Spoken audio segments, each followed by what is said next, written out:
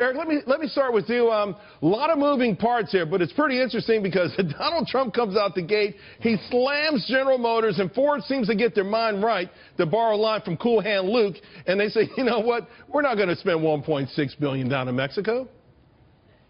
Look, he's intimidating him. It's like we talked about in New York, Charles. He understands that he can work these guys. Most of these guys are pretty conservative. I mean, they got there because they played the politics. They didn't create a lot of waves. They don't want to be the target of Donald Trump. And so I think that they're making decisions largely based on that. The other thing is to protect the brand. In this case, there's no question he's influencing.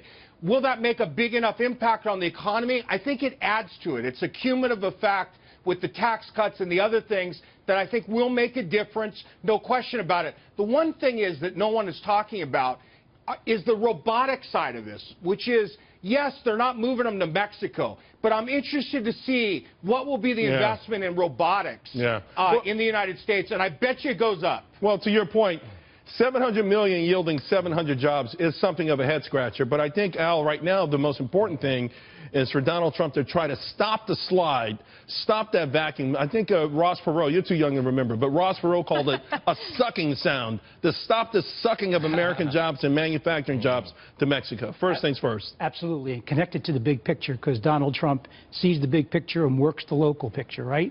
This is all about creating 8 to 10 million jobs in the next 4 years so he can get reelected. And he knows darn well to get reelected, he's got to roll back 50 years of labor regulation and trade policy. These are tactical skirmishes. He wants to win them so he can go to the Congress and then change those regulations. Of course, Shelby, to Eric's point, Mark Field today was on with Neil Cavuto, and you know he tried to walk that thin line, not necessarily saying that we blinked, but maybe they did. Let's just take a quick listen.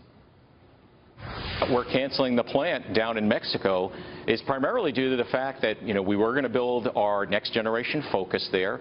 We're now going to build it in an existing plant in Mexico because we've seen decreasing demand here in North America for small cars, and we simply don't need the capacity anymore. So this has nothing to do with all of the criticism you got from Donald Trump?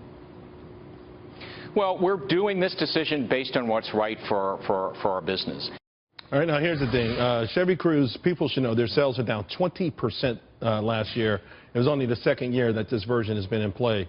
And they had already said they were going to idle a plant. So they were having some issues, but there's no doubt throughout the election process, Mark Field always said, I don't care what Trump says, we're building that plant. We're building that plant. All of a sudden, he blinked. It is true, and Ford Focus sales were down 10%. You mentioned Cruze.